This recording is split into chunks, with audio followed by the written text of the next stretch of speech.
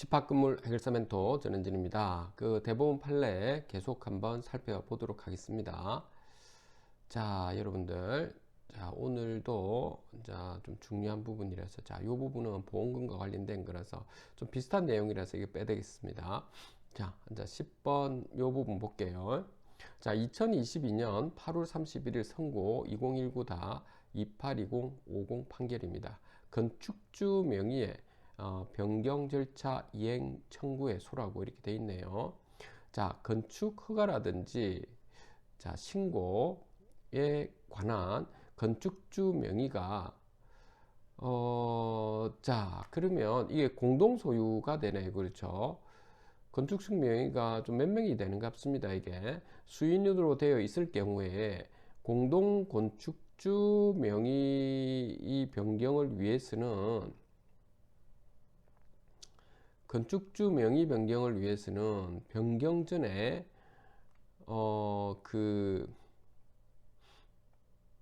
건축주 전원에게 동의를 얻어야 하는지 이렇게 해놨죠. 이거 여러분도 어떻습니까? 당연한 거죠. 그렇죠? 건축주 명의 변경인데 당연히 소유자분들한테 이렇게 다 받아야 되겠죠.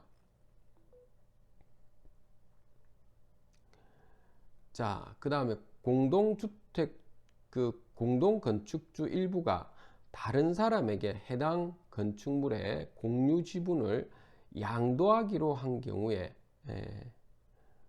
다른 사람에게 해당 건축물의 공유 지분을 양도한다는 거, 공유 지분. 해당 건축물의 공유 지분을 양도하기로 한 경우에, 나머지 공동건축주가 당연히 건축주 명의 변경에 동의할 의무를 부담하는지 아니죠. 그러니까 지분을 양도할 수는 있는데 명의 변경은 이렇게 의무 부담을 가지지는 않는 거잖아요. 자, 요 뒤에를 제가 좀 읽어보기 전에 한번 잠깐 제가 한번 말씀을 좀 드려볼게요. 여러분들 우리가 민법에 보면 이렇게 우리가 공동 소유라고 하는 것이 있죠. 공동 소유.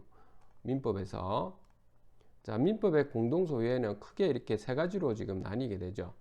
하나는 지금 뭐였던가요? 그렇죠. 공유라고 하는 것이 있고요. 두 번째는 뭐죠? 합유 이렇게 있을 거고, 그 다음에 세 번째로는 이게 총유 이렇게 지금 나뉘지 않습니까? 그렇죠.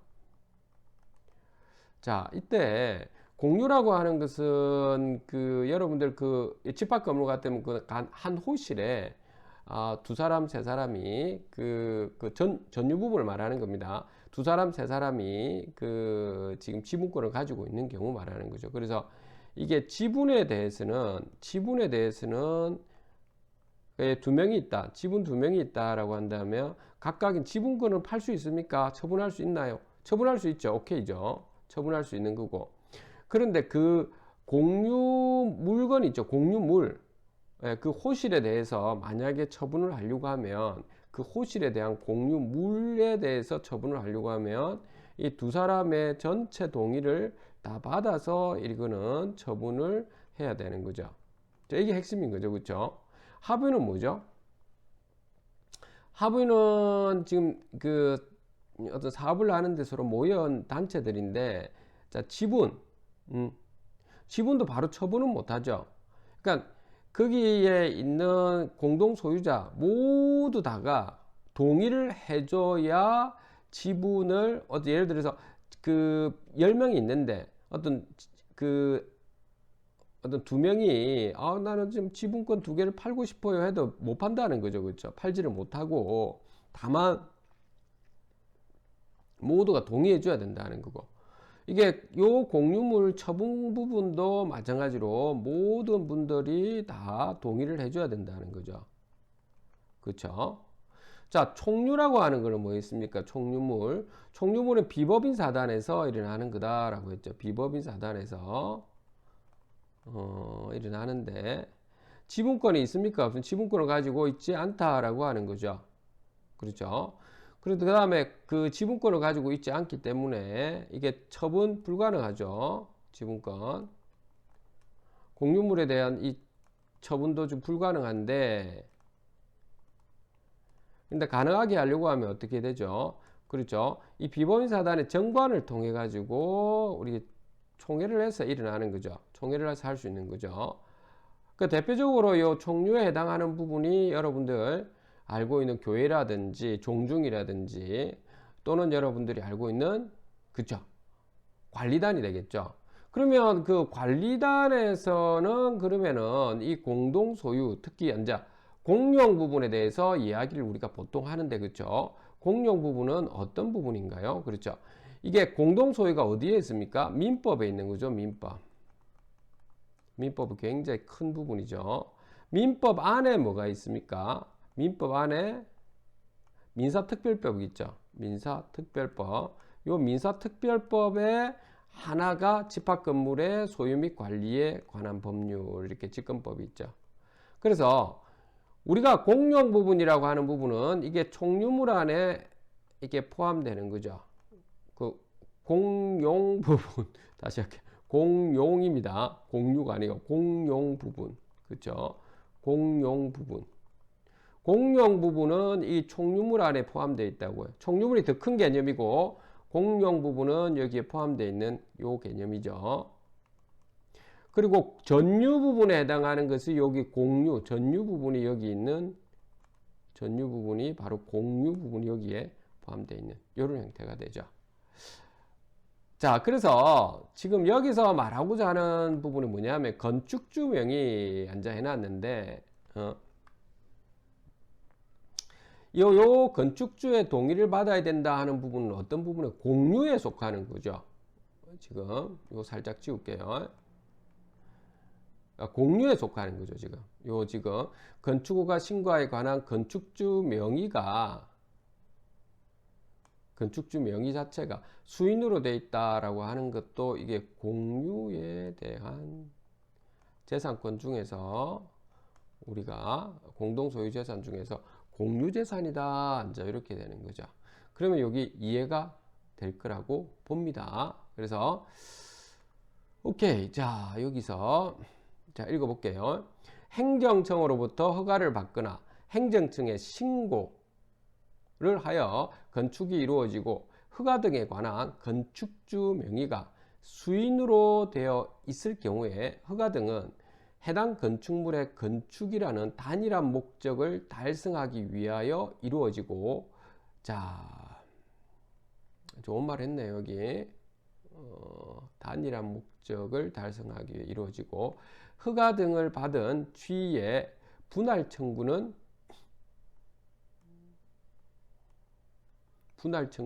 불가능하다는 법률적 성격을 비추어 보면 자, 그 건축물의 건축이 단일 목적 하나의 어떤 물건으로 보는 거죠. 이것도 자 공동 건축주 명의 변경을 위하여서는 변경 전 건축주 전원에게 동의를 얻어야 된다. 이제 어떻게 보면 여러분 어떻습니까? 이거 당연한 것 같지 않습니까? 상식적으로 생각하셔야 됩니다. 이거 그리고 공동 건축주 일부가 다른 사람에게 해당 건축물의 공유 지분을 양도하기로 하였더라도 그러니까 지분은 양도는 가능하죠. 지분 양도는 가능하다 하더라도 법령이나 약정 등의 근거가 없는 한 그러니까 특약을 여러분들이 별도로 만들면 모르겠지만 이런 것이 없는 한에 나머지 공동 건축주가 당연히 건축주 명의에 동의해 줘야 됩니까? 아니죠. 이거 당연히 이게 왜 동의해 줍니까? 그러니까요. 이게 그런데 이걸 가지고 싸우고 있다는 게 참 저는 좀 이해가 안 되는 상황입니다. 여러분들 어떻습니까? 자, 그 다음 이제 볼게요. 소유권 이전 등기 이 부분인데요. 이거 좀 봅시다.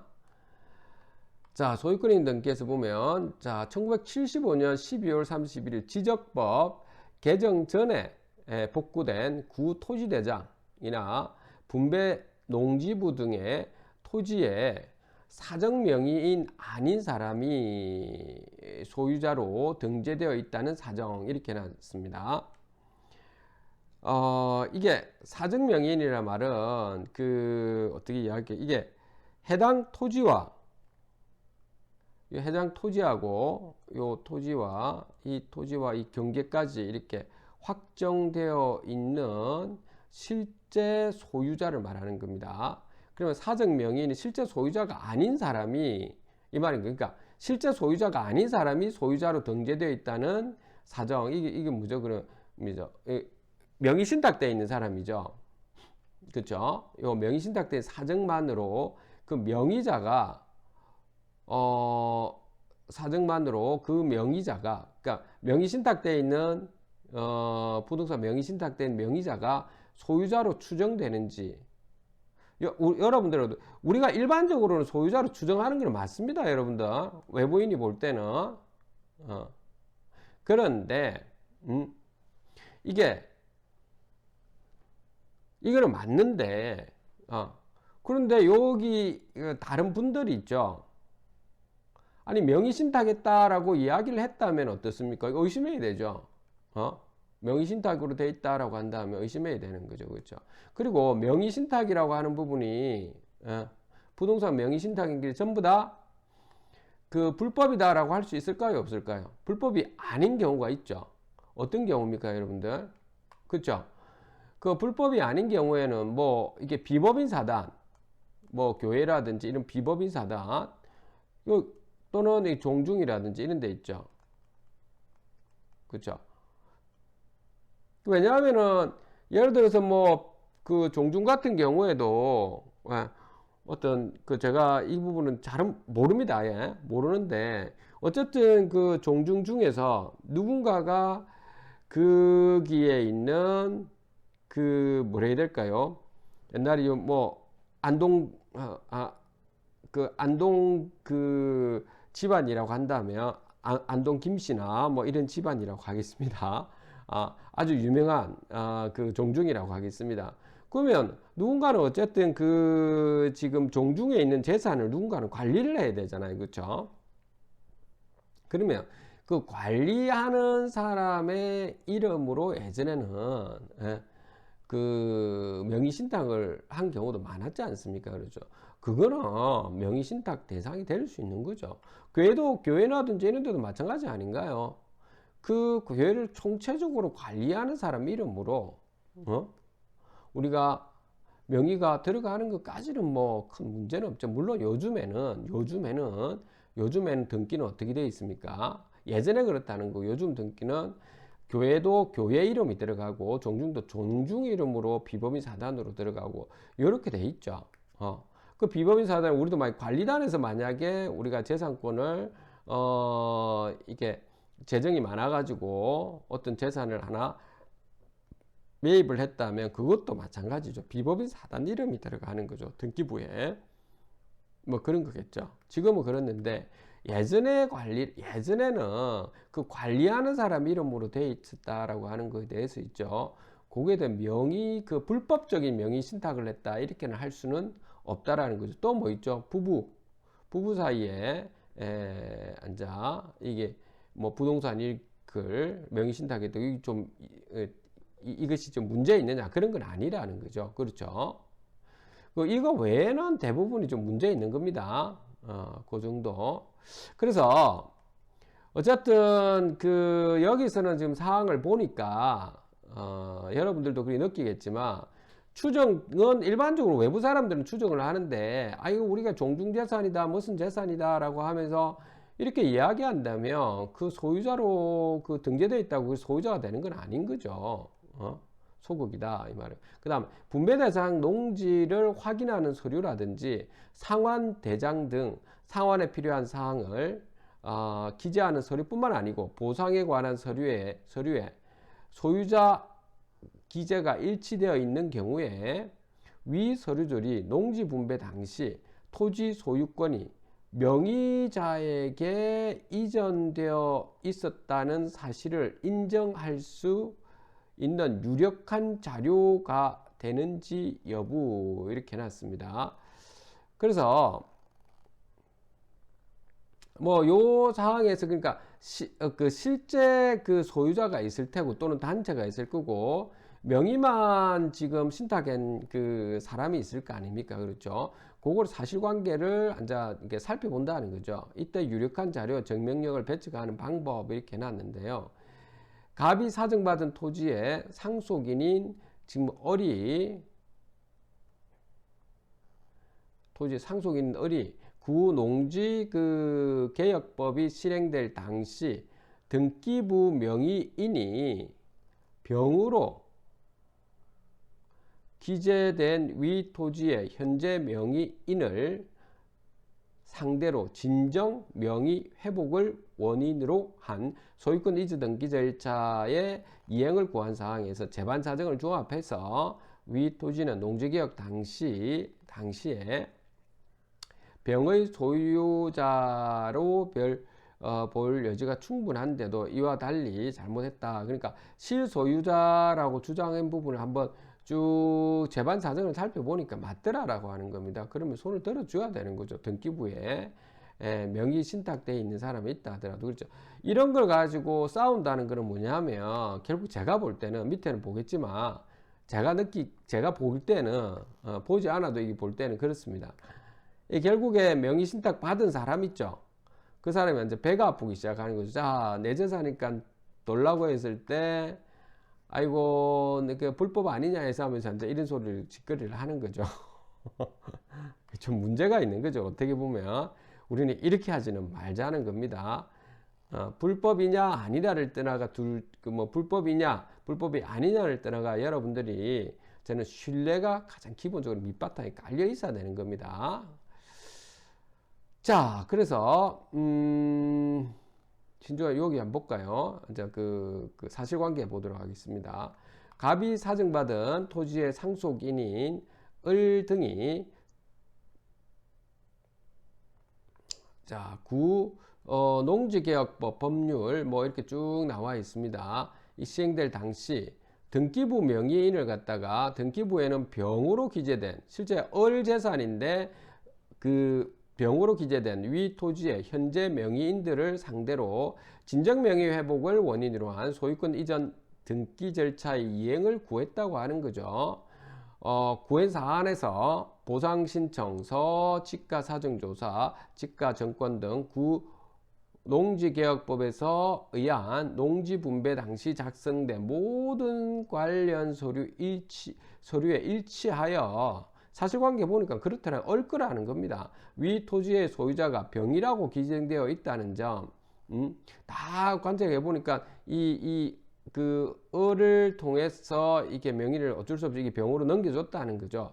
예, 잠깐. 그래서 농지개혁법의 시행으로 인해서 보상을 받는데 필요한 보상신청서는 구농지개혁법 시행령 제13조에 의해서 보상받을 자가 보상받을 농지를 실제 소유하고 있는 사실에 관하여 소재지 농지위원회, 그 다음 구청장, 시장 또는 읍면 등의 면장의 확인을 거쳐 거주지에 지방장관에게 제출하는 서류로서 병등이 제출한 보상신청서도 관할 면장의 확인을 받은 점, 그 다음 병등이 실제로 위 토지 등에 대해서 일부 보상금을 지급받았다는 겁니다. 일부 보상금을. 그래서 실제로는 이제 반면 을 등을 비롯한 갑의 상속인들은 위 소가 되기 전까지 위 토지에 관하여 소유권 보존 등기를 마치거나 실질적인 권리 행사를 하는 등 소유자로서 당연히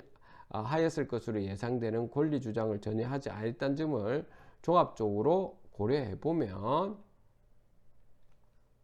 그러니까 얽거라는 거죠.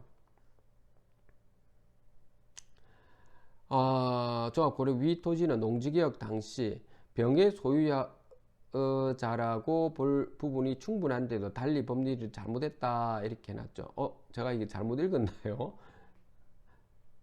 병으로 기재된 병의 소유였다 볼 여지가 충분한데도, 그러니까 자 제가 이 부분을 아마 조금 잘못 읽은 것 같은데 요 이해를 좀 해주시고, 어쨌든 여기서 지금 핵심은 뭐냐면 그 등기가 되었다고 해가지고 실질적인 소유자는 아니고 우리가 그렇게 추정을 할 수는 있는 상황이지만 그 사실관계를 면밀히 따져가지고 그 실제 소유자와 그 명의신탁자가 다르다고 했을 때는 바뀔 수 있다라고 하는 겁니다.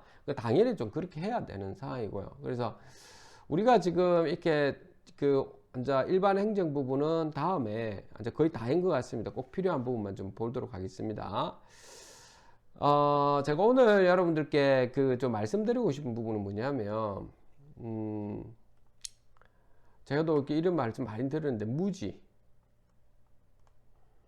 무지하지 않기 위해서는 우리가 항상 스스로가 부족한 점을 가지고 항상 노력을 좀 해야 됩니다. 깨치기 위해서 깨달음을 가진다는 것은 무지를 타파한다는 거죠. 무지의 반대말이 제가 볼 때는 깨달음이라고 생각하거든요. 그래서 우리 지금 집합 건물에는 많은 환자 사기꾼들이 있다 보니까 무지와 깨달음에서 저는 그러면 무지를 타파하고 깨달음을 가기 위해서 어떻게 해야 되죠? 라고 하는 분들이 있는데 싸워야 되겠죠. 예. 여러분들 스스로한테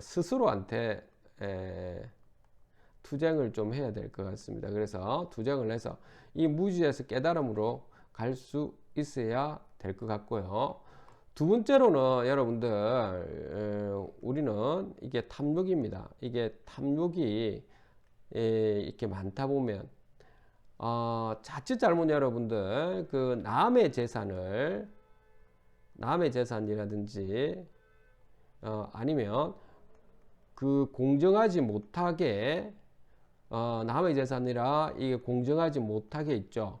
이렇게 탐욕으로 자기 것만 챙겨가면서 피눈물 나게 사람들을 만들 수 있다는 겁니다. 그래서 저는 요 두 가지를 여러분들에게 오늘 마무리로 좀 말씀을 드리고자 합니다. 우리가 무지를 없애고 깨달음을 가지기 위해서 스스로가 투쟁을 좀 하도록 합시다. 그리고 탐욕을 좀 없애도록 합시다. 탐욕을 우리 스스로가 열심히 노력을 해서 일구는 것까지는 좋습니다. 그런데 너무 과도한 탐욕으로 해서 남의 재산과 이 공정성을 잃어가서는 안 되겠죠. 자, 오늘 여기까지 여러분들하고 하도록 하겠습니다. 자, 집합건물 해결사 멘토 전원진이었습니다. 감사합니다.